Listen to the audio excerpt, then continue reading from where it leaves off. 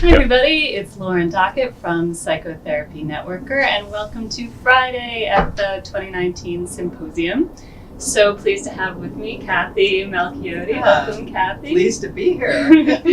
Cathy is an art and expressive arts therapist, quite well known in the field. She's the author of 20 books on the topic, and she also writes the art and health column for Psychology Today.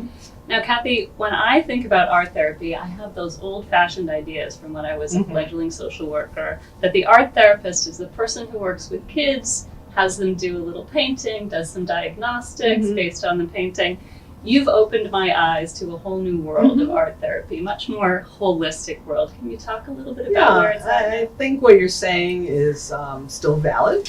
There are some people that only use art, and actually that's a really good way for a lot of psychotherapists to work through art and drawing with children or adults. But also things have progressed, I think, since we've understood more about the brain and the body.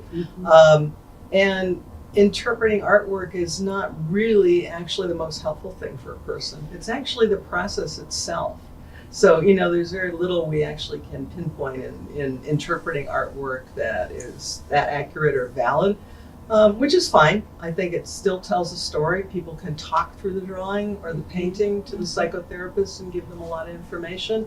But what's really nice is, I think, in these last probably even 10 years, even though expressive arts therapy has been around for about 50 years, the last 10 years have really been helpful in terms of what we've learned about the brain and the body, and that's explained a lot about why we should be using not just visual art, but movement and music, sound, dramatic enactment, even creative writing. So all those means and media are really important to get a full narrative from people.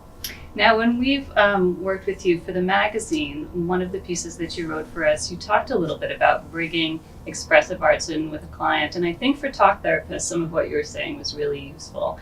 So if you're feeling like a client is having trouble connecting with you or expressing, what are maybe some expressive arts techniques that might help you get there with them? Yeah, so how I look at it is, I look at it as embodied knowledge that we're receiving from expressive arts. Because, when we're doing talk therapy, we're getting the higher brain, right? We're getting language.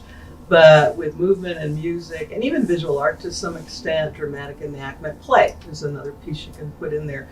We're getting a different kind of narrative from people. So, one simple thing, because I always think psychotherapists who maybe are not familiar with this, drawing is an easier way to start with them.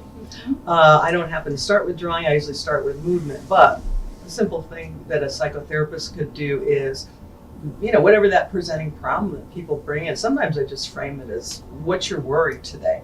Okay, so can you make a doodle with color, shapes, and lines, or just mark making? Because this is not about making art. It's about getting that feeling out on paper. So, what color might that be? What shape might it be? What lines might it be? Just a mark. Yeah, just a mark. You can use felt markers, colored pencils, whatever is available. And then what I like to do after that, though, because I really believe what is the connection to the body, I give them a simple body outline. Now you can find these on the internet, but they're just a silhouette. Okay, where is that worry in the body? Where do you, if you just close your eyes for a second and think about that, do you feel it in your chest? Do you feel it in your head? Maybe it's in your extremities. Can you take those colors, shapes, lines, and mark making and put them on that outline and tell me about that through that?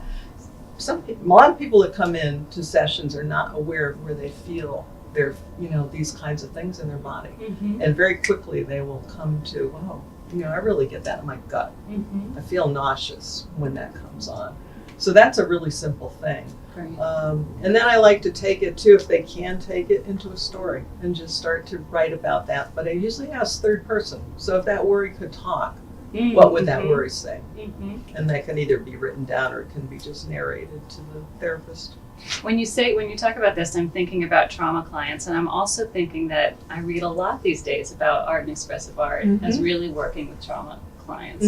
Why is it a place to go for trauma? Well, I think there are a couple answers. So one of the answers comes from understanding the brain and the body. So there are two answers to that on that level. One came about quite a while ago, actually in the 80s, with a psychiatrist, Lenore Terr, who really explored, how come people who are traumatized cannot talk? And she called that the speechless state. Now, you go fast forward a few years, Bessel van der Kolk came up with the saying of speechless terror. Mm-hmm. Some people are so traumatized that they cannot access words because whatever's happened to them, maybe interpersonal violence, witness war, some pretty dramatic things have stopped the language.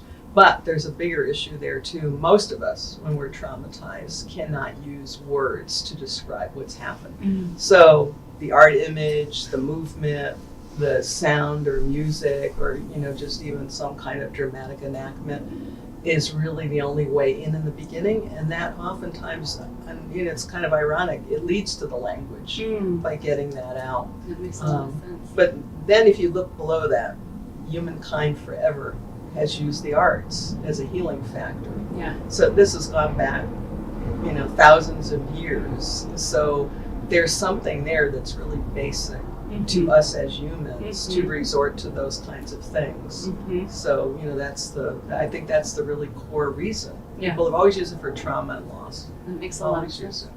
Well, thank you, Cathy. It's Oh, great to hear you're about all this welcome. work. And Cathy is going to be at the conference. She did a great workshop with us Yeah, a lot of fun. yesterday. So check in when you see her. And stay tuned. We've got more Facebook Lives today and tomorrow. Bye for now.